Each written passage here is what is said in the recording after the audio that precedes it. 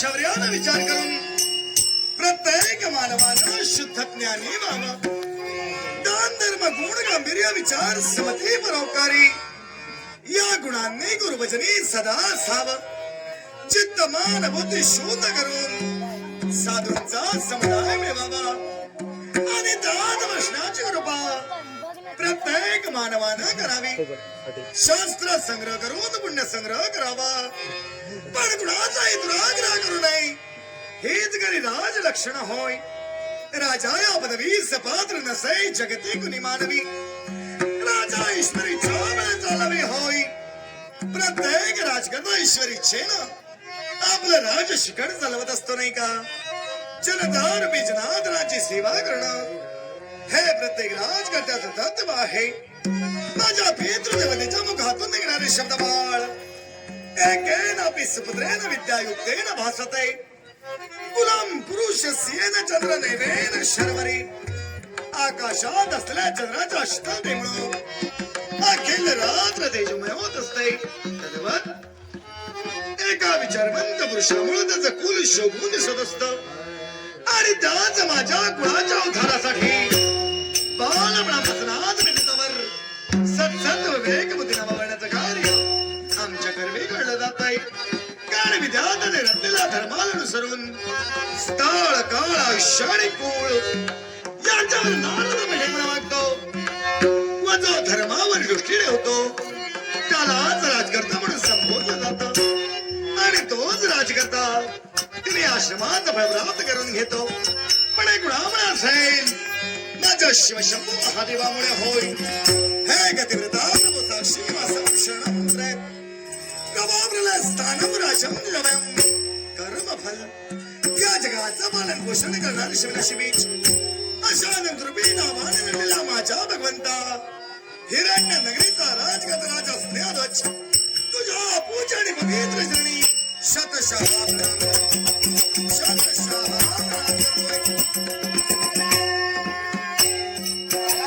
शुभस्य शीघ्रम स्वागतम मधुर स्वागतम सुस्वागतम. अगदी दुग्ध शर्करात म्हणायला हरकत नाही. तुमच्या जणू दुधात साखर पडल्यासारखं भासू लागलं. इंद्र ध्रुव आणि प्रल्हाद यांचं त्याने गुरुत्व स्वीकारिलं. अशा ब्रह्मवृंदा हे भोज वाजना ब्रह्मोसा ब्रह्मपुरुषा अखंड मंडलाकार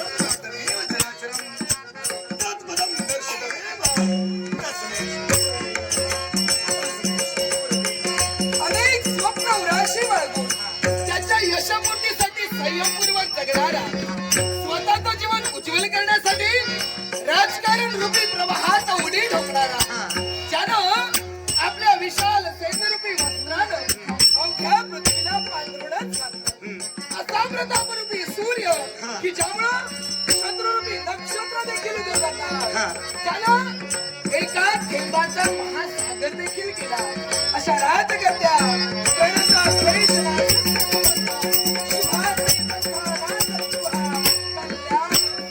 देवर्षी ज्यावेळी तुमच्या मातेला सर्पदंश झाला त्यापासून केवळ नारायण नामस्मरणाचे काल स्वजीवनात आचरणात आणले.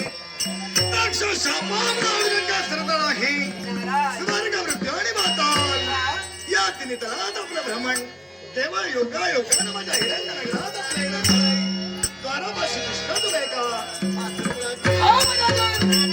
अरे तुझ्या या राजप्रासादी मी बसायला आलो नाहीये. अरे त्यापूर्वी कित्येक वेळा तुमच्या हिरा माझ्या या हिरण्य नगरीपर्यंत झालं. त्याच्या हवेत माझ्या हिरण्य नगरीपर्यंत आला आहात.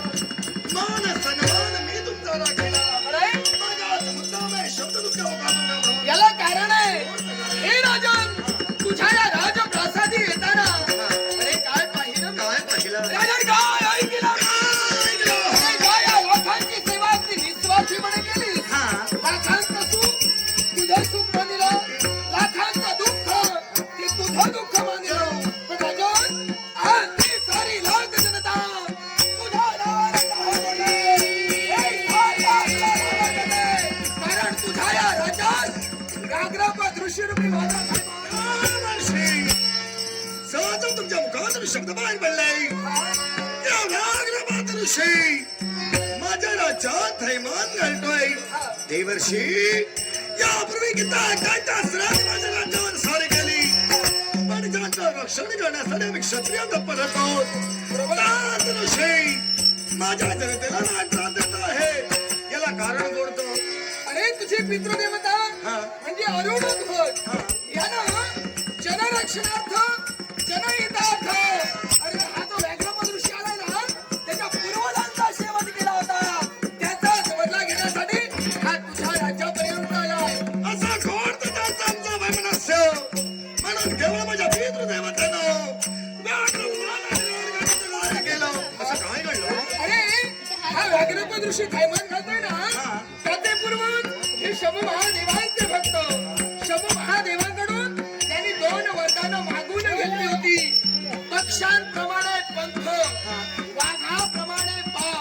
वाघाप्रमाणे पाय प्राप्त झाले म्हणून त्या ऋषींना व्याघ्रपद ऋषी म्हटलं जाऊ लागलं आता पक्ष्यांप्रमाणे पंख प्राप्त झाले म्हणून ते ऋषी अवकाशात उडत होते वाघाप्रमाणे पाय प्राप्त झाले म्हणून ते ऋषी वाघाची चाल चालत होते आता हे सारं काही मिळालं म्हणून ते ब्राह्मण उन्मत्त झाले ब्रह्म तत्व विसरून गेले एकदा पांडवाने एक यज्ञ केला त्या यज्ञामध्ये त्यातील एका व्याघ्रपद ऋषीची आहुती त्या यज्ञामध्ये दिली गेली त्याचाच बचा घेण्यासाठी इतर व्याघ्रपद ऋषींनी संपूर्ण पृथ्वी तलावर हाहाकार निर्माण केला आणि म्हणूनच त्यावेळी जनरक्षणार्थ जनहितार्थ तुझ्या पित्यानं त्या संपूर्ण व्याघ्रपद ऋषींचा शेवट केला दुर्दैव असं हा जो व्याघ्रपद ऋषी आला त्यावेळी बाल्यावस्थेत होता आता तो बदला घेण्यासाठी आला जात गोष्टीची आठवण ठेवून